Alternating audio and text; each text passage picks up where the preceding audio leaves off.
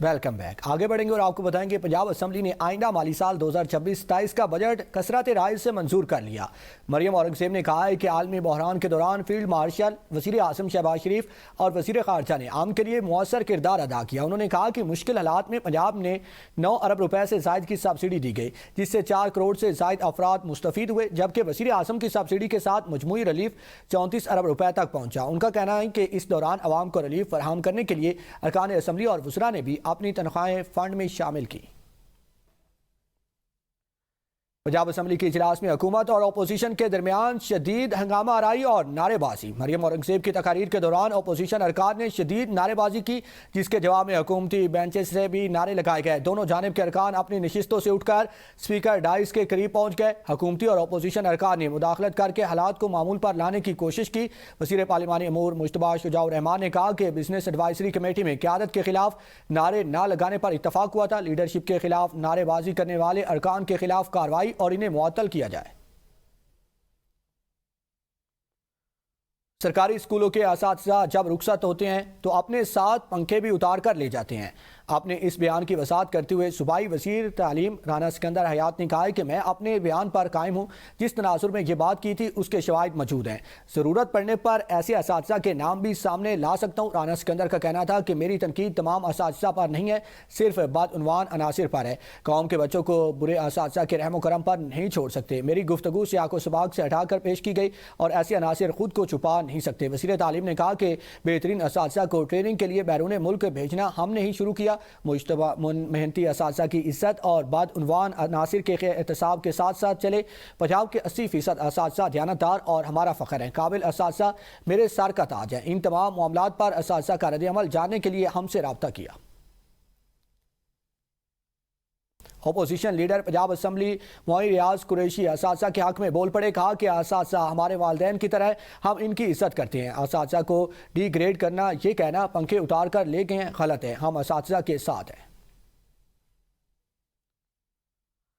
Challenge کرتا ہوں کہ پورے سندھ میں ایک بھی سڑک خراب نہیں ہے۔ سینئر وزیر سندھ شرجیل انعام احمد نے اسمبلی میں خطاب کرتے ہوئے کہا ہے کہ صوبے میں جو سڑکیں وفاقی حکومت کے متحد ہیں ان کا بیڑا غرق ہے۔ سندھ حکومت کے متحد تمام سڑکیں بہت بہتر بنی ہوئی ہیں۔ سندھ کے رورل علاقوں میں کچے راستوں پر پیور بلاکس لگا رہی ہیں۔ اور شرجیل انعام احمد نے کہا کہ سرکاری تعلیمی اداروں میں 97,000 ٹیچر بھرتی کیے گئے، لیکن ایک بھی شکایت نہیں آئی۔ امن و امان کے حوالے سے شرجیل انعام احمد نے کہا کہ آج الحمدللہ نہ صرف کراچی بلکہ کشمور اور شکارپور دیکھ لے، لوگوں کو تحفظ حاصل ہے۔ پورے صوبے میں قانون نافذ کرنے والے ادارے بہترین کام کر رہے ہیں۔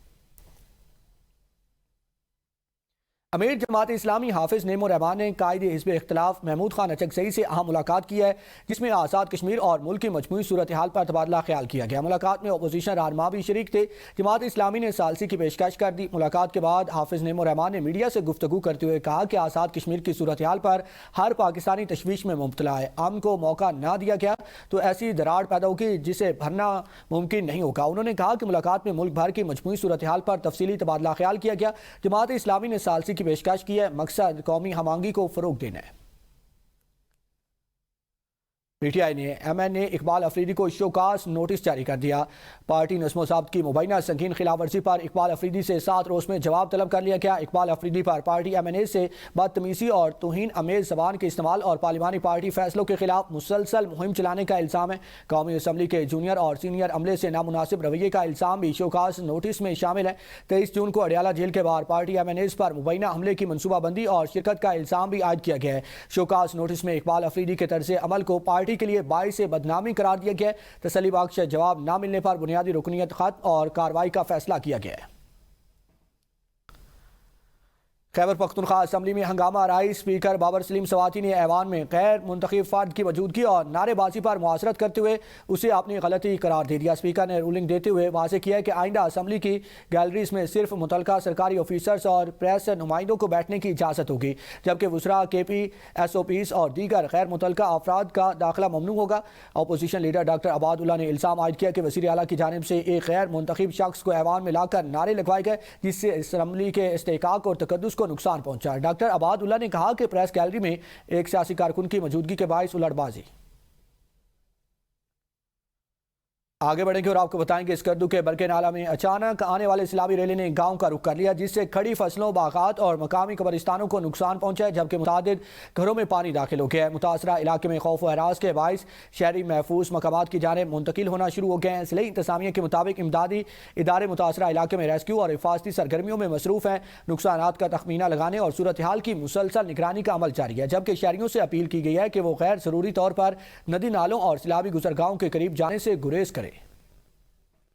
آپ کو اسی کے ساتھ اپڈیٹ کریں گے۔ چلاس میں کلاؤڈ باسٹ کے بعد وادی تھور میں تباہ کن سیلاب، مکانات، باغات، فصلیں، پل اور گاڑیاں بہہ گئیں۔ پولیس کے مطابق شدید سیلابی ریلے نے واپڈا کالونی اور سڑکوں کو بھی شدید نقصان پہنچایا، جبکہ وادی تھور کی مرکزی سڑک مختلف مقامات پر بند ہونے سے آبادی کا زمینی رابطہ منقطع ہو گیا۔ متاثرین نے حکومت سے فوری ریلیف آپریشن اور نقصانات کے سروے کا مطالبہ کیا ہے۔ حکام کا کہنا ہے کہ ریلیف آپریشن اور سڑک کی بحالی کے لیے اقدامات جاری ہیں، تاہم راستے بند ہونے کے باعث امدادی سرگرمیوں میں مشکلات کا سامنا ہے۔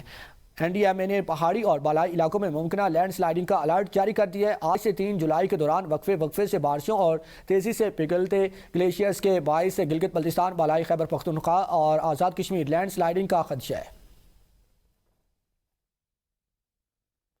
آگے بڑھیں گے اور آپ کو بتائیں گے بھارتی جیل میں انتقال کر جانے والے پاکستانی ماہی گیر کی میت وطن پہنچ گئی ہے۔ سال 2021 سے بھارتی جیل میں قید پاکستانی ماہی گیر اسماعیل انتقال کر گئے۔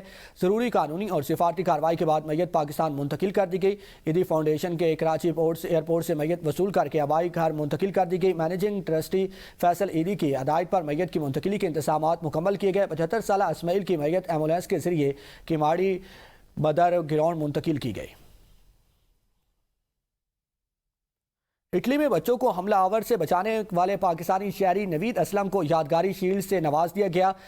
برشا کی میئر نے خصوصی تقریب میں نوید اسلم کو یادگاری شیلڈ ہیرو آف دی بریشا سے نوازا اور ان کی بہادری کو خراج تحسین پیش کیا۔ نوید اسلم نے پاک میں بچوں کو ایک حملہ آور سے بچا کر جرأت اور شہری ذمہ داری کی مثال قائم کی تھی۔ پاک میں بچوں پر حملے کی کوشش کے دوران ایک نائجیرین شہری نے ان کی گردن دبانے کی کوشش کی تھی، جسے پاکستانی شہری نوید اسلم نے ناکام بنا دیا تھا۔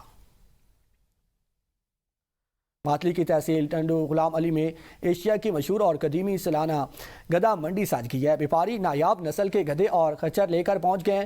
منڈی میں گدھوں کی قیمتیں 1 لاکھ سے 4 لاکھ روپے اور یا اس سے بھی زائد تک ہیں۔ منڈی میں لاڑکانہ کا راکٹ 3.5 لاکھ روپے، بدین کا سونو 3 لاکھ روپے میں فروخت ہو کر خصوصی توجہ کا مرکز بن گیا۔ بیپاریوں کا کہنا ہے کہ ہر سال کی طرح اس مرتبہ بھی اچھی خرید و فروخت کی توقع ہے۔